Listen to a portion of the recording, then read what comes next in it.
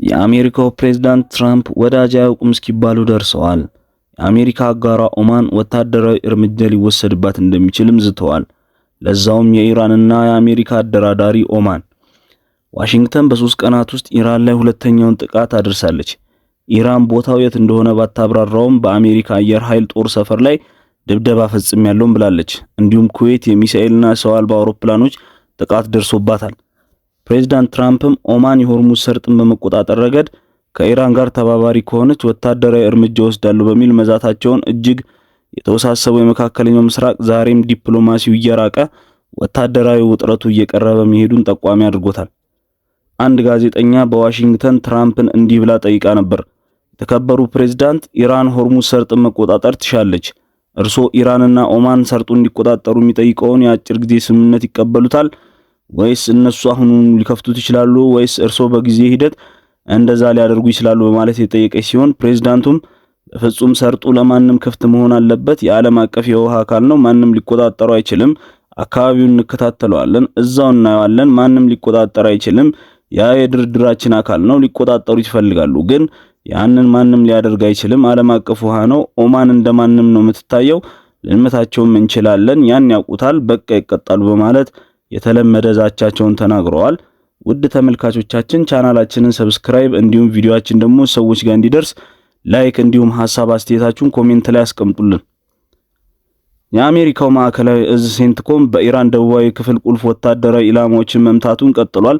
በተለይም በስልታዊ ባንደር አባስ የወደብ ከተማ ላይ ዳግም የተሰነዘረው ጥቃት የኢስላማባድ አደራዳሪነት ወዴት ገባ የሚያሰኝ ሆኗል።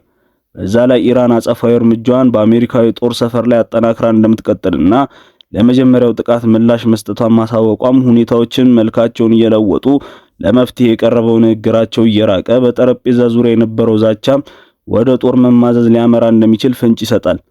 ሴንትኮም 4 አውድሞ ጠፊ አንዳንዴ ደግሞ ካሚካዚ ተብለው የሚጠሩትን ዋን አታክ ድሮን በሆርሙዝ ሰርጥ ላይ ስጋት መደቀናቸውን ተከትሎ መትቻለሁም ብሏል። ቴህራን ግን ዓላማዬን አሳክቻለሁ፣ አሜሪካ ጥቃት ባደረሰች ቁጥር አንድ ምላሽ የማልሰጠው ነገር የለም በሚል በድጋሚ አዳሩን ዝታለች። ባንዳር አባስ 5ኛውን ድሮን ሊያስወነጭፍ ሲል የተመታ ያለው ሴንትኮም ጉዳዩ እየተወሳሰበ መሄዱን ግን በግልጽ አስቀምጧል። በአሜሪካና ኢራን መካከል ያለው ተኩስ አቁም በተኩስና በውይይት መሃል ሆኖ በቀጠለበት ሰዓት የሚደርሱ ጥቃቶች ቀጠናው ወደ ባሰ ወታደራዊ ውጥንቅጥ ሊያስገባው ይችላል።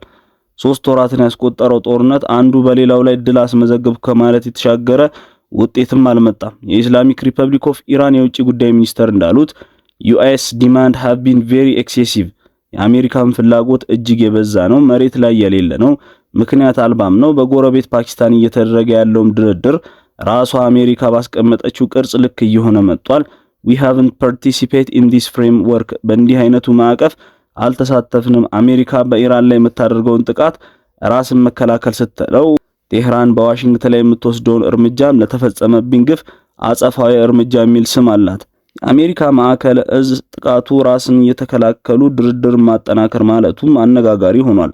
በጦርነት መሃል ድርድር የተለመደ ነው ቢባልም አደገኛ የሚሳኤል ጥቃት እያደረሱ እርቅን ምን አመጣው የሚል ትንታኔም ተሰጥቷል። ኒውዮርክ ታይምስ ያስነበበው እንደዛው ነው። የኢራን አብዮታዊ ዘብ ኃይል IRGC በየትኛውም አጋጣሚ የአሜሪካው ሴንትኮም ለሚያደርሰው ጥቃት ምላሽም አለኝ ብለዋል። አዳሩን ደግሞ ኢራን ከአሜሪካ ጋር ይሰራሉ ባለቻቸው አንዳንድ ወታደራዊ ይዞቶች ላይ ቀጥታ ጥቃት ፈጽማለች። ንጋቱን በኩዌት ላይ ጥቃት መድረሱ የሚጠቁመው ይህንኑ ነው። የኩዌት አየር መከላከያ ስርዓቶች ስራ በዝቶባቸው ነበር። የድሮንና የሚሳኤል ስጋት በመላ አገሪቱ ሲጋረጥ ጦሩ ከፍተኛ ርብርብ አድርጓል።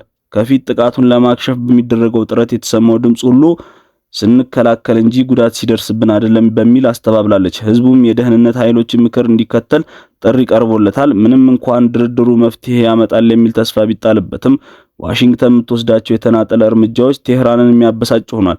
የፐርሺያ ባህረ ሰላጤ ባለስልጣን መስሪያ ቤት ማለትም በሆርሙዝ የሚያልፉ መርከቦችን ገንዘብ ለማስከፈል የተቋቋመው መስሪያ ቤት ዋይት ሃውስ ማዕቀብ ጥሎበታል። በአሜሪካ ግምጃ ቤትም ለኢራን ገንዘብ የሚከፍሉ መርከቦች ሳይቀሩ የማዕቀቡ ሰለባ ይሆናሉም ብለዋል። ይባስ ብሎ የኢራን ውጭ ጉዳይ ሚኒስቴር መስሪያ ቤት ሆርሙዝን እንቆጣጠራለን፣ በሰርጡ የሚያልፉ ሁሉ ለባለቤቱ ገንዘብ ይከፍላሉ የሚል አቋማቸውን ይፋ አድርገዋል። በዛ ላይ ኢራን በባህር ውስጥ የተቀበሩ ዓለም አቀፍ የፋይበር ኬብሎችን ሳይቀር ዋጋ ልታወጣላቸው እንደምችልም መነገሩ ስጋቱን ከመጣኔ ሀብት ባሻገር ቴክ ሪስክ የቴክኖሎጂ ቀውስ እያደረገው መጥቷል። ትራምፕ በልጃቸው ትራምፕ ጁኒየር ሰርግ ላይ እስካለ መገኘት ያደረሳቸው የኢራን ጉዳይ ነው እየተባለ ባለበት ሰዓት እሳቸውም ከሰርግ በላይ ዋሽንግተን ውስጥ የሚሰራው አንድ ብርቱ ጉዳይ አለ ባሉበት አጋጣሚ ነገሮችን መልካቸውን ለውጧል። ከካቢኔያቸው ጋርም ትራምፕ ተሰብስበዋል። ምናልባት ተመልሰን ልንጨርሰው እንችላለን ወይም ልንተው እንችላለን ማለታቸውም ተሰምቷል። ካልተስማማች መጠነ ሰፊ ጥቃት ጠብቁ በሚልም አረጋግጠዋል። ይሄኛው ሰጣ ገባ ባየለበት ሰዓት በባንደር አባስ ፍንዳታዎችን በከባዱ ተመቷል። የኢራን አየር መከላከያ ስርዓቶችም እስከ መጨረሻው ሰዓት ድረስ ስራ ላይ እንደነበሩ ተነግሯል። ነገሮችም ሄዶ በድርድርም ሆነ በጦርነት የመቋጨት እድል አላቸው ቢባልም በአሁኑ ሰዓት ግን በሁለቱም ወገኖች በኩል የሚወጡ መግለጫዎች ውጥረቱን ረዘም ላለ ጊዜ የሚያስቀጥል እንደሆነ ጠቋሚ ሆኖ ተመዝግቧል።